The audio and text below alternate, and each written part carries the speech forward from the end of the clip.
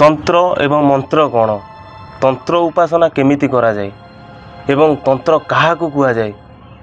दर्शक बंधु आजिर एपिसोड किछि नियारा एवं भिन्न भिन्न एथिपाई आम पाइक अछंती शक्ति उपासक शताब्दी सामंतराय।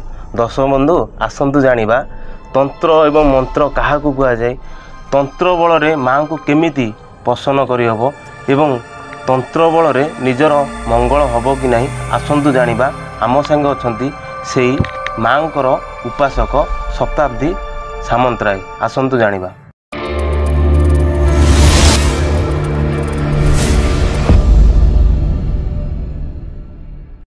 तो भाईना आमर तंत्र विद्या कौन एवं तारा माँ किए एवं साधना कले कौन गोटे मनीष शुभ फल पाई परिबो।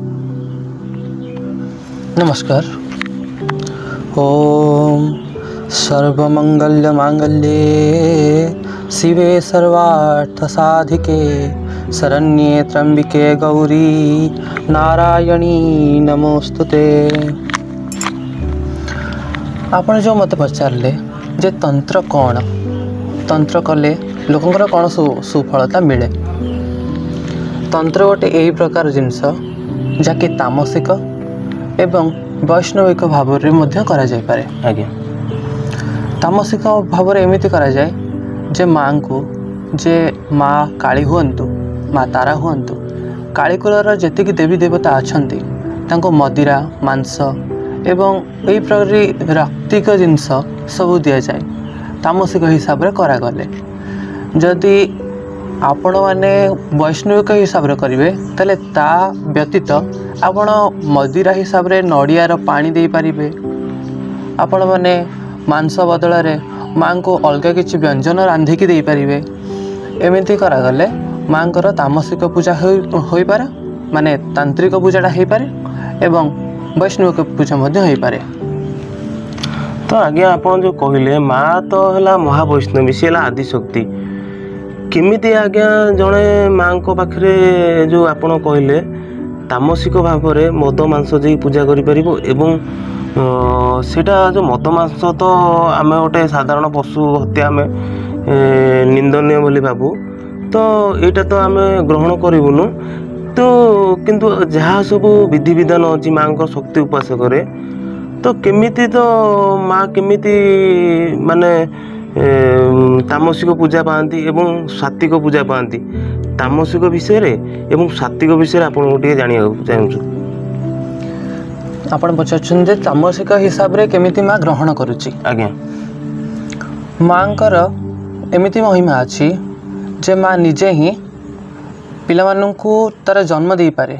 आज्ञा जेमिति आमी माने तार पिला सेमति माछ मांस सबु जिनस तार मध्य पिला। आज्ञा सी तांकर आयुष जेतेबेले सरी आसे सही समय रे भगवती से निज पाखक नेबा पई देवी आदि पराशक्ति निज पिला निज छाती रे जाबुड़ी रखापी से पुणी थे निजर बलि साहाय्य तार पिला तांका पाखु नहीं जाए किंतु माँ ताको भक्षण करे नहीं।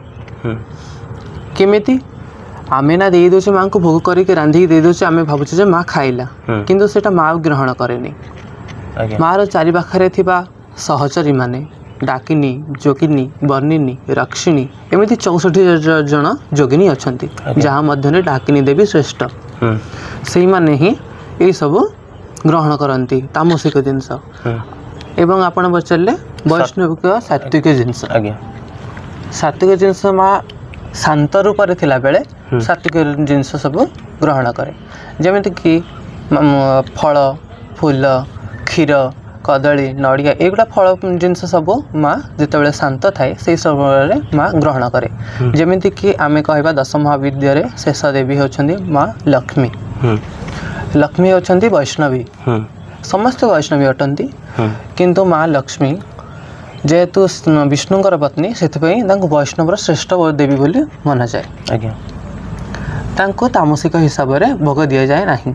आज्ञा तांको फल पुष्प मध्य संतुष्ट करा जाए। आज्ञा किंतु तांकर अन्य एक रूप अच्छी कमलात्मिका जहाँकि देवींकर उग्र रूप अटे जहाँ काली स्वरूप अटे। से स्वरूप माँ महालक्ष्मी ମାଂସ ମଦିରା ଗ୍ରହଣ କରନ୍ତି।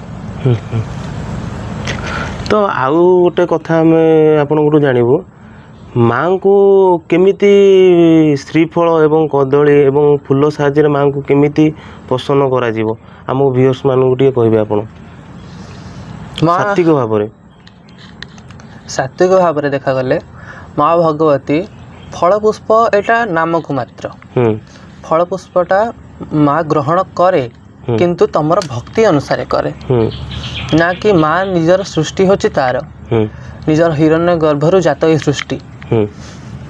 ମା ଏଇ ସୃଷ୍ଟିକୁ ତିଆରି କରିଛି ଯେତେବେଳେ ଫୁଲ ଫଳ ପୁଷ୍ପ ଏଇ ପଶୁ ପକ୍ଷୀ ମାନବ ମାନଙ୍କ ପାଇଁ ହିଁ ବନେଇଛି, ନା କି ନିଜ ପାଇଁ ବନେଇଛି। ଆମେ ମାନେ ମାନବ ମାନେ ମନୁଷ୍ୟ ମାନେ ମାଙ୍କୁ ସନ୍ତୁଷ୍ଟ କରିବା ପାଇଁ ନିଜର ମନର ସ୍ୱାର୍ଥକୁ ମେଣ୍ଟାଇବା ପାଇଁ ମାଙ୍କୁ କିଛି ଆମେ ଲାଳସ ଭାବରେ ଅର୍ପଣ କରୁ, ଯାହାକି ଏଇଟା ଆମ ମନର ଭିତରେ ବେଦନାକୁ ନିୟନ୍ତ୍ରଣ କରିଥାଏ। କିନ୍ତୁ ଭଗବତୀଙ୍କୁ ଆପଣ ଯେତେବେଳେ ପଚାରିଲେ ଯେ ବୈଷ୍ଣବ ହିସାବରେ କେମିତି ପୂଜା କରାଯାଏ, ସେହି ସମୟରେ ମୁଁ କହିଲି ଯେ ତାଙ୍କୁ ଫଳମୂଳ ଦେଇ ପୂଜା କରାଯାଏ। କିନ୍ତୁ ଫଳମୂଳଟା ଭଗବତୀ ନିଜେ ସୃଷ୍ଟି କରିଥିବା ଯୋଗୁରୁ, ମନୁଷ୍ୟମାନଙ୍କ ପାଇଁ ସୃଷ୍ଟି କରିଥିବା ଯୋଗୁରୁ ଦେବୀ ସେଟା ନିଜ ପ୍ରତି ଗ୍ରହଣ କରେ ନାହିଁ।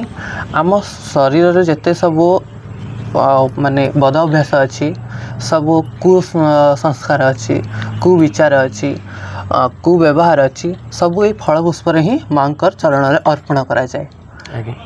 ଫଳ ପୁଷ୍ପର କାରଣ ଏଇଆ ଯେ ନିଜର ମନର ମଳିନତାକୁ ମା ପାଖରେ ସମର୍ପିତ କରିବା। ମାଙ୍କ ପାଖରେ ସମର୍ପିତ ହେଲା ପରେ ନିଜେ ଯେତେବେଳେ ସେଟା ଭୋଗ ରୂପରେ ଗ୍ରହଣ କରୁଛେ, ମାଙ୍କର ପାଦ ସ୍ପର୍ଶ କଲା ପରେ ସେଟା ପୁଣ୍ୟ ଭାବରେ ଅବତରିତ ହୋଇଯାଇଥାଏ। ସେଥିପାଇଁ ଆମେ ସେଇଟାକୁ ପୁଣି ହାତରେ ଗ୍ରହଣ କରିପାରୁ।